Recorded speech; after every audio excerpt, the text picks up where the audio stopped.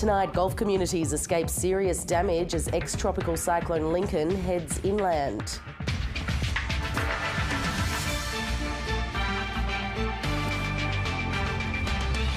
Western leaders point the finger at Russia's Vladimir Putin after his fiercest critic dies in prison.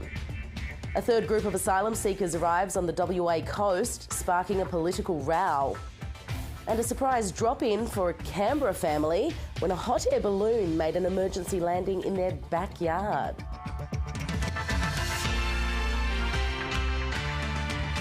Good evening, Amy Culpitt with ABC News. Communities in the remote Gulf of Carpentaria are tonight breathing a sigh of relief after tropical cyclone Lincoln hit the coast without leaving a trail of any significant damage.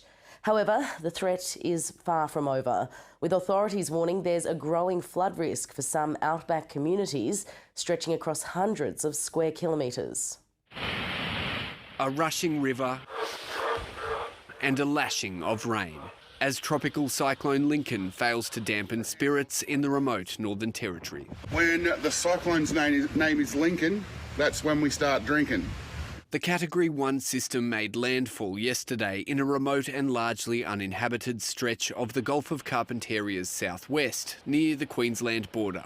We did record wind gusts of around 85 kilometres per hour at Centre Island, and in the 24 hours till this morning, Centre Island also recorded over 200 millimetres of rain. The nearby town of Borroloola, a region prone to tropical cyclones, was spared from serious damage, but their main highway remains cut by floodwaters. So that's been cut. We still don't know when that's going to open. They're hoping Monday. But the phones are back on, that's the main thing. Authorities are now looking ahead and warning of possible flooding as ex-tropical cyclone Lincoln heads west. As it approaches the Western Australia border, it does seem to slow down, and when a system like this slows down, we start to get multiple days of heavy rainfall. And so this is where a lot of our attention will be over the coming days. Communities near the Victoria River, which broke its banks earlier this year, are once again on alert, with authorities keeping an eye on spots like Kalkarinji and Pigeonhole, which flooded twice in the past 12 months. There's no need for people to evacuate from their homes or from any of the communities at this point in time. Earlier this year, the NT's main thoroughfare, the Stewart Highway, was cut by floodwaters, with warnings that could happen again. Authorities are now urging remote stores and cattle stations in the ex-cyclone's path to stock up now and prepare for a period of possible isolation in the days ahead. Matt Garrick, ABC News. Russian President Vladimir Putin's most vocal critic, opposition leader Alexei Navalny, has died in prison. The 47-year-old's unexpected death has prompted global outrage and condemnation, with Australia's Prime Minister and world leaders blaming President Putin for his death. Seemingly well and joking with court officials. This is the last known video of Alexei Navalny alive.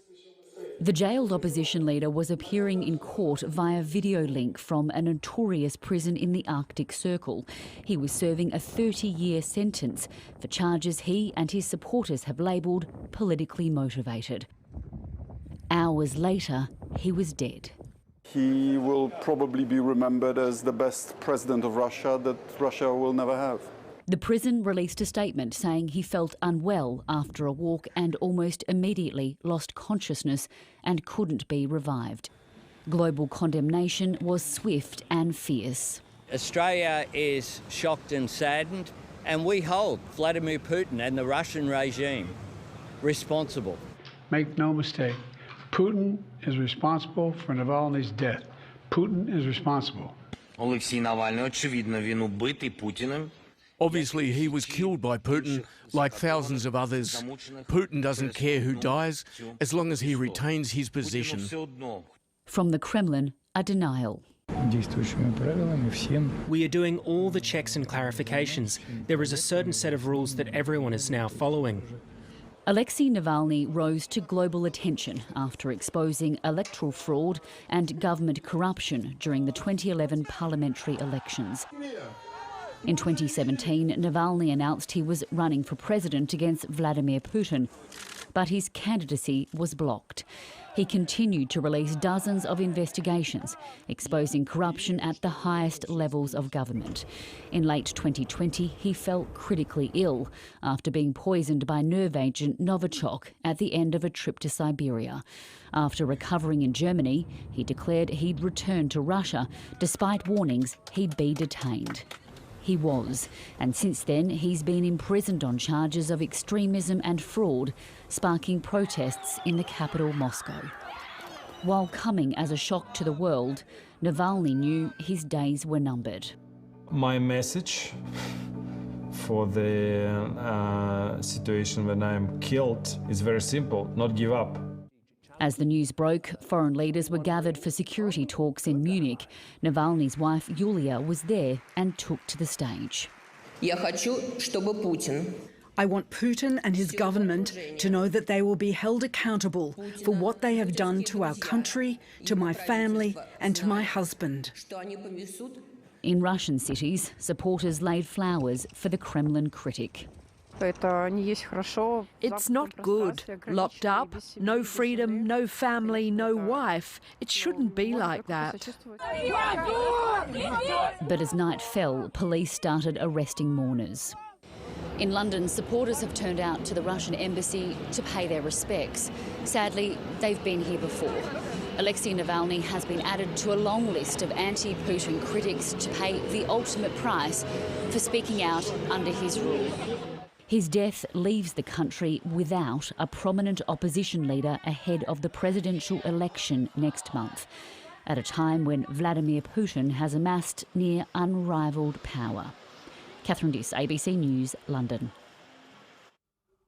Political tensions over Australia's border policy have reignited after a group of foreign nationals arrived in a remote Aboriginal community in northern WA. The ABC understands a third group have turned up following the discovery of more than 20 men near Beagle Bay on Friday. On the move once again, after claiming to have arrived by boat from Indonesia. This bus, believed to be carrying more than 20 men towards Derby, 200 kilometres north of Broome, after the group spent the night in Beagle Bay. But as their journey continues, so do political tensions over Australia's border policy. I ran Operation Sovereign Borders. I know exactly how these people smugglers work. They will react to a weak Prime Minister and to a weak Minister.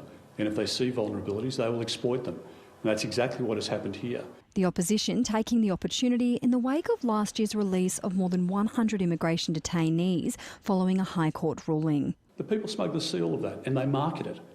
They're very savvy. We do not seek to politicise national security issues, and it is unfortunate when any politician seeks to do so. Advocates urging the nation's leaders to avoid a scare campaign. This is about people, not politics. It's not about left, it's not about right. And my message to politicians and the general public is to remember that. People will flee whatever way they can if their lives or their family lives are in danger. On the ground, it's unclear whether the men will stay in Australia or be transported overseas. But there are signs they might be due to leave. This Nauru Airlines plane arrived here in Broome on Saturday morning after stopping over at a Royal Australian Air Force base near Derby. Australian Border Force has remained tight-lipped on any updates, despite reports another dozen men turned up late Friday. Roseanne Maloney, ABC News, Broome. Satellite images show Egypt is building a wall and levelling land on the country's border with the Gaza Strip. The construction of a buffer zone comes as fears grow that an expected Israeli offensive could force 1 million displaced Palestinians to try to seek shelter in Egypt. The US has warned Israel against the offensive over concerns for the welfare of citizens. Israel says it has no intention of pushing Palestinians across the border with Egypt. Fleeing the war zone is proving to be increasingly difficult, but one family has just arrived in Sydney after managing to get out. They made the long trek without consular assistance and are among a relatively small number of Australian visa holders who've arrived from Gaza since the start of the war. Safe, at last, the Dawes family has managed to escape Gaza, but at great cost. We lost our dad due to the lack of medical care. So the price is much. So I cannot describe it. I cannot say it in words. Mariam's father, Mohammed Dawas, was a journalist. The vulnerable 63-year-old succumbed to a stroke in late November after enduring weeks of Israeli airstrikes and the destruction of their home. My one wish during the war was to come back to my home for one day, just to take the things dear to me, just the things I love. The house was bombed and everything is gone. Just 2 days after Mohammed's death, they were granted Australian visas. But getting out was anything but simple, while hundreds of other Australian visa holders remain trapped in Gaza. It's not complicated, it's impossible. You know, I have friends there, I have relatives, they cannot go out. To escape from Gaza requires a valid visa to another country and for your name to be on the Rafah border crossing list. Since the beginning of the war, more than 2,500 names have appeared on these lists for the United States. There's almost 1,400 for Turkey and 260 for Australia. More than 2,000 Palestinian citizens have been issued Australian visas since the start of the war, but the number of arrivals is far less. A spokesperson for the Department of Foreign Affairs and Trade said that the Australian government has so far supported 207 Australian passport and visa holders to leave Gaza, but it's understood that almost 100 more have made it here on their own. After consular assistance for non-immediate family members was stopped in December, some have resorted to paying fixers and scammers, something the Australian government seemed aware of in an email addressed to another family. We do not know the details of how they have managed to do so, but it is a decision for you to make, whether you wish to attempt to depart. For those who do make it to Australia, their only support system is the local community. When we knew that they were coming, we started building 2 cabins in my front yards, and I had to do everything by hand because it was a labor of love. A safe haven for this family, who still fear the worst for their loved ones trapped in Gaza. Nabil Al-Nashar, ABC News, Sydney. Former US President Donald Trump has been fined more than $500 million after a judge found he'd artificially inflated the value of his assets to receive financial advantage. It's a major financial blow for the man who's seeking to return to the highest office in the land. My name's Donald Trump, and I'm the largest real estate developer in New York. Donald Trump built his whole brand on apparent financial success and flashy displays of wealth. But today, a judge in New York ruled he'd been inflating the value of assets to gain financial advantage. The scale and the scope of Donald Trump's fraud is staggering, and so too is his ego and his belief that the rules do not apply to him.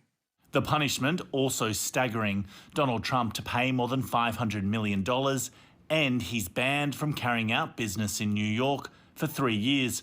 His 2 sons, Eric Trump and Don Jr., banned for 2 years. But the judge also lashed them with his words, writing, "Their complete lack of contrition and remorse borders on pathological." He needs to pay. You know, as a New Yorker, we always knew he was a fraud. He got himself into this mess, and this deserved justice. But in his Florida mansion, Mar-a-Lago, one of the assets he'd inflated the value of, Donald Trump wasn't backing down and says he will appeal. You build a great company. There was no fraud.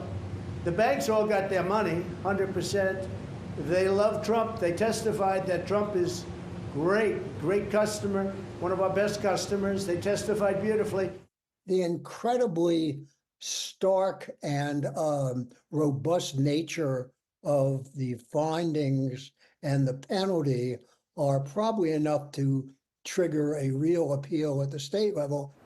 Donald Trump's legal battles haven't derailed his political ambitions so far. He is clearly the leading candidate for the Republican nomination for president. But there is a live question about whether legal losses like today's will damage his standing with moderate and independent voters. But the more immediate concern for Donald Trump might be finding the cash in order to pay the fine. Carrington Clark, ABC News, New York.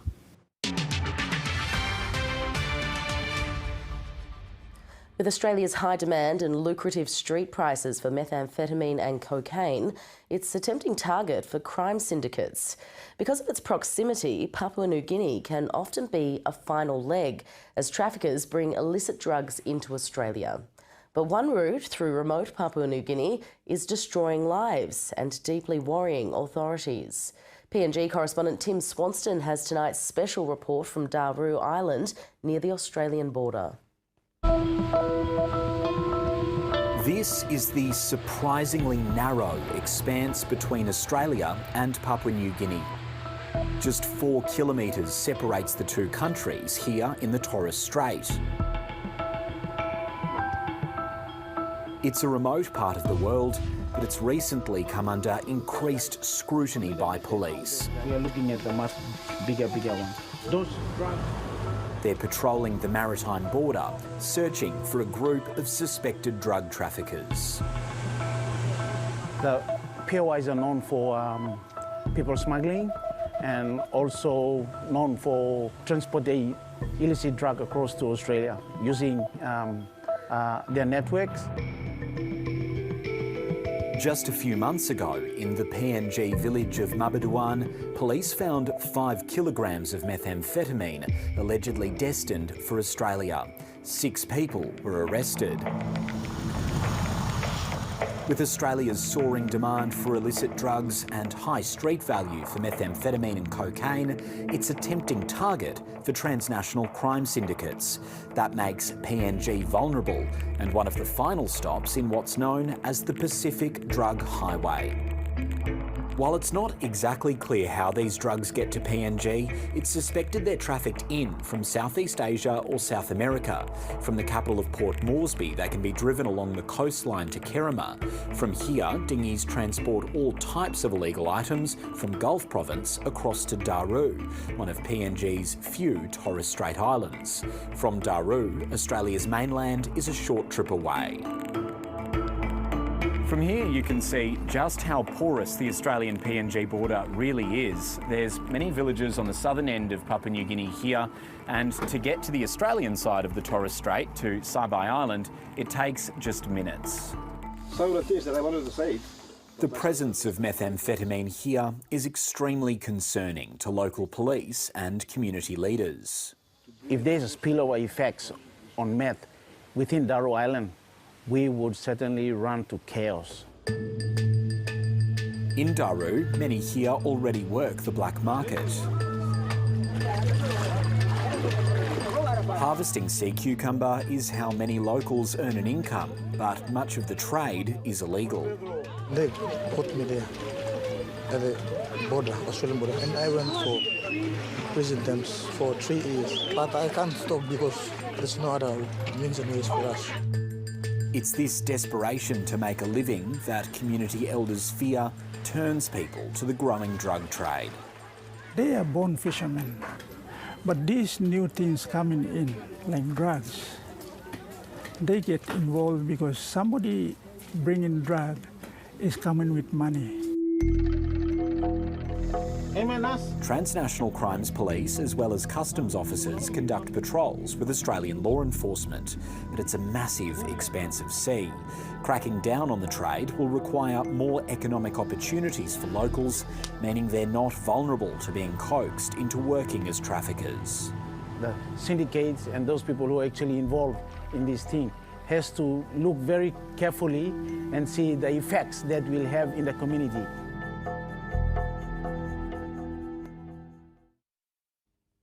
Taylor Swift has played in front of the biggest crowd of her career after 96,000 people filled the MCG to watch her record-breaking Eras tour. Over more than 3.5 hours, the pop star wowed fans with songs spanning her entire career and even included some surprises. It's been a long 6 years for Australian Swifties. But last night, it was the world's biggest star who was left speechless on the first night of her Australian tour. If I seem a little bit like I am losing my mind over the fact that there are 96,000 people here tonight, this is the biggest show that we have done on this tour or any tour I have ever done. A look back at her glittering 18-year career and 10 studio albums, Taylor Swift's Eras tour stunned Melbourne's Friday night audience with chart-topping fan favourites,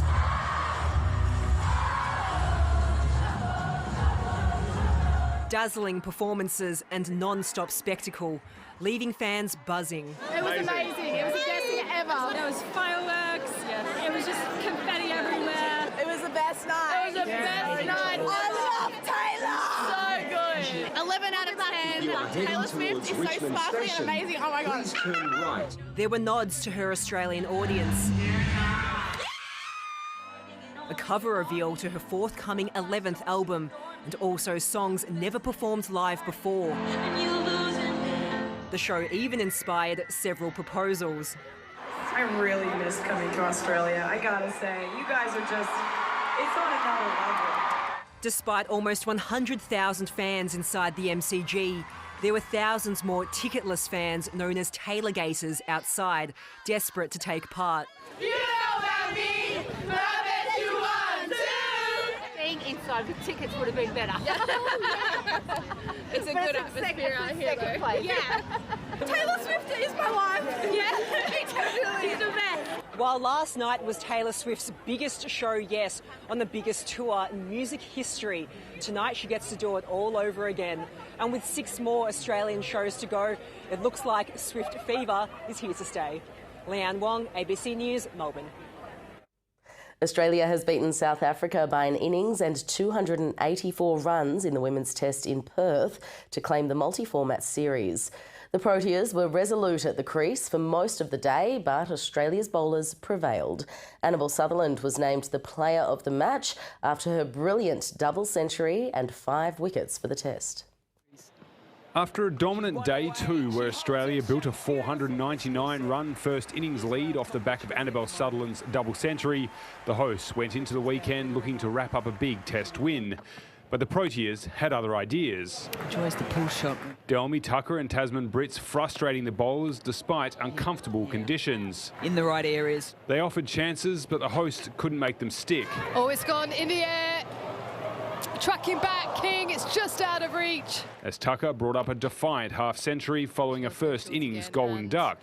She gets it around the corner, and that will be a 50 for Delmy Tucker on debut. Australia toiled without reward until Elise Perry finally broke through, but even that was a close thing. Thank you. If we just go frame by frame here. Chloe Tryon took the fight to the Aussies as she raced towards a half-century. It's a natural game. But the scoring dried up as the bowlers cranked up the pressure. Elisa Healy twice narrowly missing a stumping. Tucker's resistance was eventually broken thanks to Ash Gardner, bringing to an end an excellent innings on 64. The floodgates threatened to open as Gardner struck again. That's a great catch. Annabelle Sutherland, she can do no wrong. The new ball saw the quicks return and Darcy Brown struck. Played on. Tryon refused to throw her wicket away, posting a hard-fought half-century, but she couldn't resist Sutherland. Boulder. And the star of the game wasn't done, finishing with 5 wickets for the match. Alana King took the final scalp as Australia won by an innings and 284 runs and claimed the multi-format series. Tom Wildy, ABC News. The Indigenous All-Stars have had a successful showing in Townsville, winning both the men's and women's clashes over their Maori counterparts. The women prevailed 26-4 before Josh Adokar scored a double as the men won back-to-back trophies. Two proud and passionate cultures reigniting their rugby league rivalry once again. And it was the visitors who scored first. Joey Tobin for the line. Oh, the Canberra powerhouse. But Josh Adokar helped the Indigenous All-Stars respond not once, but twice. Adokar's got a first quarter double. Soon, Hamiso Tabuai Fido extended his side's lead, giving a nod to his totem in trademark fashion. He's done it, the hammer. He squeezes through and scores. Both sides traded blows in the second half, but the Indigenous team had done enough to prevail in Latrell Mitchell's first match as captain. I didn't say too much. There's a lot of great leaders in our team, but I just think my presence was enough, and the boys just played footy and had fun. That was my clearest message: just play simple and back your abilities. Earlier, Gillaroos centre Jamie Chapman set the women's all-star clash alight with 2 long-range tries. And Jamie Chapman runs away to score her second all-stars double. As the Indigenous side secured their biggest win over their Maori opponents, 26 points to 4. Jessica Stewart, ABC News. Melbourne Victory have leapfrogged Western Sydney into 4th on the A-League women's table after thumping the Wanderers 4-0 in Melbourne.